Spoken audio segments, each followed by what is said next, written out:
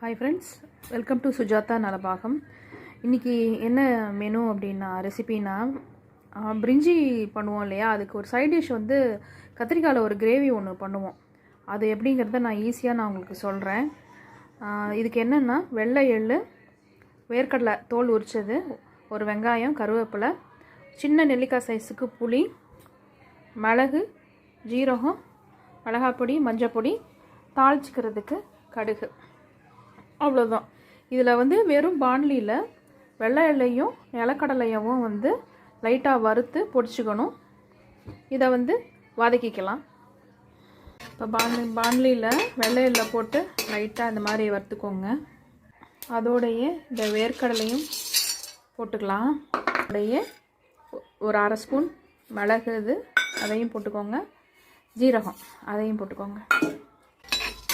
இப்போ கொஞ்சம் நல்லா கோல்டன் ப்ரௌன் கலர் வந்துருச்சு. இந்த டயத்தில் ஸ்டவ் ஆஃப் பண்ணிவிட்டு மிக்சியில் போய் இதை பொடி பண்ணிவிட்டு வந்துடலாம். இப்போது பாண்லியில் ஒரு ஸ்பூன் நெய்யும் 4 ஸ்பூன் எண்ணெயும் விட்டுருக்கேன். காஞ்சிடுத்து கடுகு மட்டும் தாளிச்சு கொட்டணும்.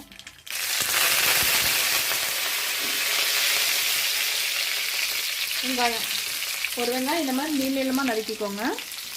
இப்போ கொஞ்சம் வதங்கிடுத்து வெங்காயம்.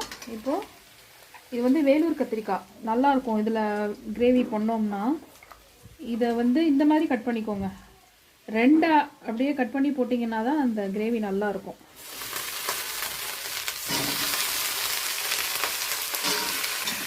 இதில் கொஞ்சம் மஞ்சப்பொடி உப்பும் வேகிறதுக்காக போட்டோம்னா சீக்கிரம் வெந்துடும் கத்திரிக்காய். கொஞ்சம் மஞ்சப்பொடி, உப்பு, இது வதங்கட்டும். இப்போ கத்திரிக்காய் நல்லா வதங்கிடுத்து இந்த ஸ்டேஜில் புளி கரைச்சி விட்டுடலாம்.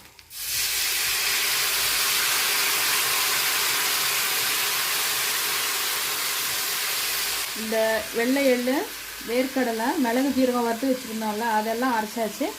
அந்த கிரேவி இதையும் பேஸ்ட்டையும் இதிலேயே போட்டுடலாம்.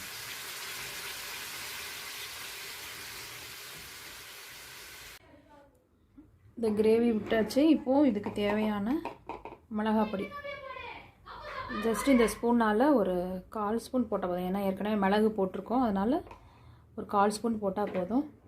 நல்லா கொதிக்கட்டும். பார்த்திங்களா, நல்லா எண்ணெய் விட்டதெல்லாம் அப்படி பிரிஞ்சு வந்துருச்சு பார்த்திங்களா. ஸோ இந்த ஸ்டேஜில் ஸ்டவ் ஆஃப் பண்ணிவிட்டு பண்ணி பார்த்துட்டு வீட்டில் பண்ணி பார்த்துட்டு எப்படி இருக்குன்னு கமெண்ட்டில் சொல்லுங்கள். லைக் பண்ணுங்கள், ஷேர் பண்ணுங்கள். மெயினாக என்னோடய சேனலை சப்ஸ்கிரைப் பண்ணுங்கள். அடுத்த ஒரு நல்ல ரெசிபியில் பார்க்கலாம்.